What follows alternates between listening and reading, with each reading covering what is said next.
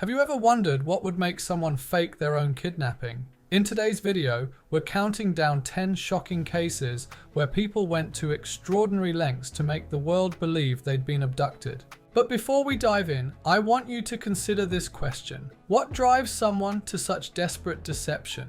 Is it for attention, money, or something else entirely? By the end of this countdown, we'll reveal the most surprising motivation of all, from someone who had everything to lose and still chose to lie.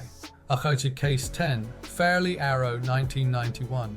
Coming in at number 10 is Australian singer Fairly Arrow. In 1991, Arrow made headlines when she claimed she had been abducted from her apartment, blindfolded, bound, and held captive for 24 hours before being released. The nation was shocked. Police launched an extensive search operation, and media coverage was widespread. But just days later, Arrow's story began to unravel. Inconsistencies in her account led investigators to press for more details, and eventually, she admitted the entire kidnapping was fabricated. Arrow's fake abduction came shortly after another high-profile disappearance case in the area. Some speculated she was inspired by the media attention that case received. The hoax severely damaged Arrow's reputation and musical career, turning what could have been a rising star into a cautionary tale about seeking fame through deception. Case 9, Joanna Grenside, 1992. Our ninth case takes us to England in 1992. Joanna Grenside, a popular aerobics instructor, mysteriously disappeared just before Christmas, prompting a massive search effort involving family, students, and stretched police resources. 3 days later, Grenside reappeared, claiming she had been abducted. However, investigators quickly found holes in her story, and she eventually confessed to fabricating the entire incident. Her reason: Grenside was struggling with bulimia and wanted to avoid holiday feasts and family gatherings centered around food. She felt so overwhelmed by the prospect of explaining her eating disorder that she chose to disappear instead. Grenside later became an advocate for eating disorder awareness, turning her negative experience into a platform for helping others. Case 8, Dar Hetherington, 2003. At number 8 is Dar Hetherington, a city council member from Lethbridge, Canada. In 2003, while attending a conference in Montana, Hetherington vanished, later reappearing in Las Vegas and claiming she had been abducted. As a public official, her disappearance sparked international concern and involved law enforcement agencies from both Canada and the United States. However, surveillance footage and witness statements contradicted her account. Under mounting pressure, Hetherington eventually admitted that no abduction had occurred. She faced criminal charges for filing a false police report, and her political career was effectively ended. This case demonstrates how positions of authority can amplify both the impact of false claims and the consequences when they're exposed. Our seventh spot features Brazilian soccer player Somalia. In 2011, while playing for Botafogo, he claimed he had been kidnapped at gunpoint by armed men who held him captive for several hours before releasing him unharmed. After police questioning, Somalia confessed that he had invented the entire scenario. His actual whereabouts? He had simply overslept and missed an important team training session. Fearing a hefty fine from his club, reportedly around $20,000, he decided that fabricating an abduction would be better than admitting he'd slept in.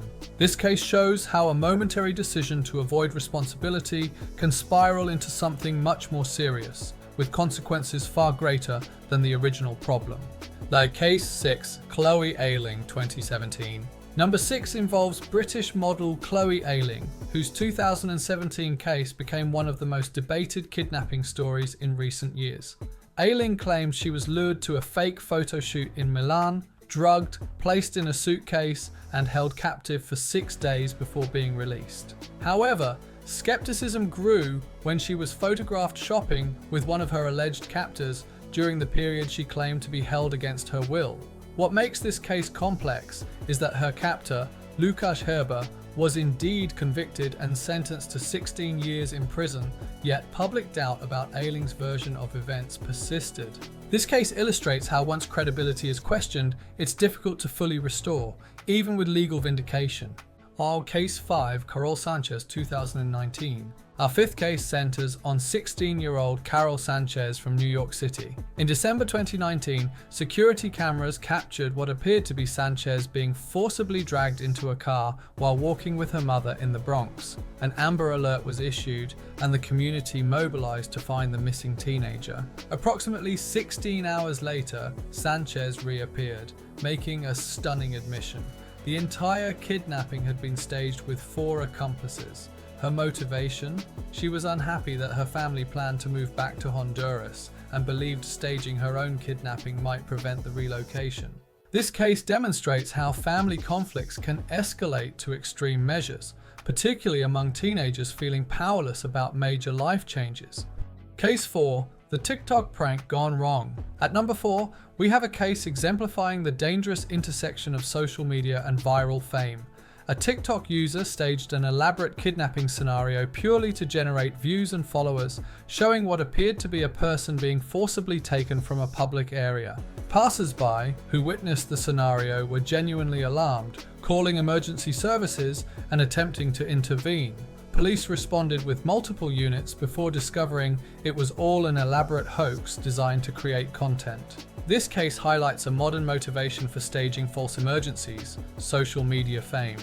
With platforms rewarding shocking content, some creators push ethical boundaries without considering real-world consequences. Case 3. Karen Matthews and Michael Donovan, 2008. Our third case is one of the most elaborate hoaxes on our list.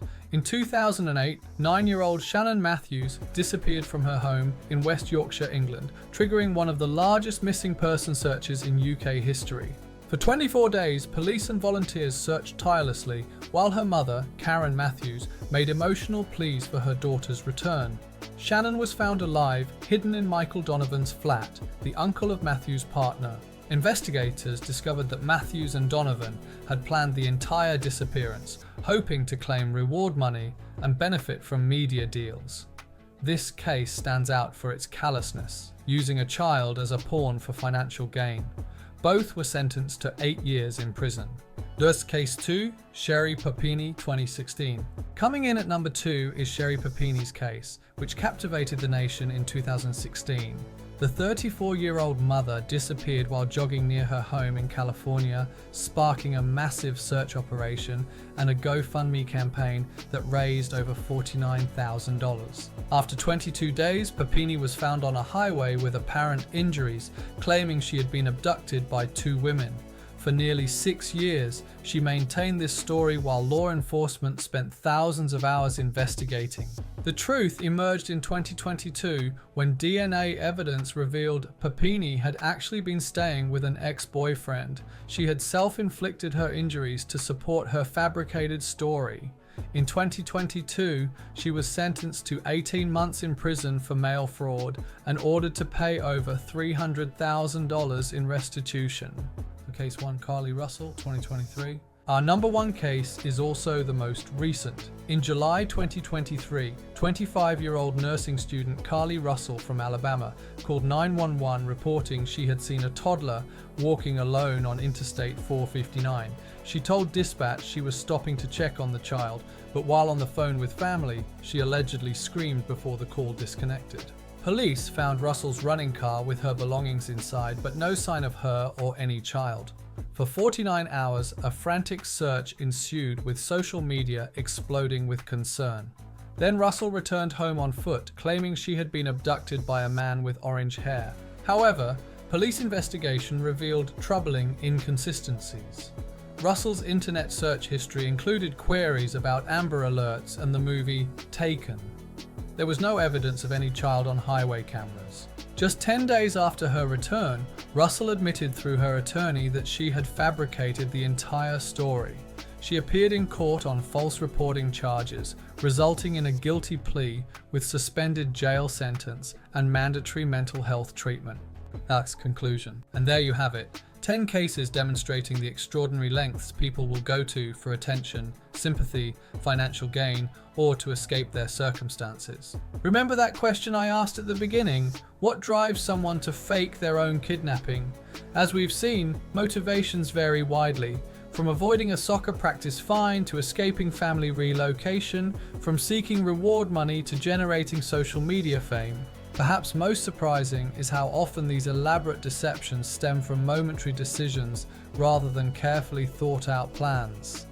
A split-second choice can spiral into a national news story with serious legal consequences. What these cases universally show is that the truth eventually comes to light, and when it does, the price paid is far greater than whatever problem these individuals were trying to solve in the first place. If you found this video interesting, hit that like button and subscribe for more content. Share your thoughts in the comments below and let me know which case you found most surprising.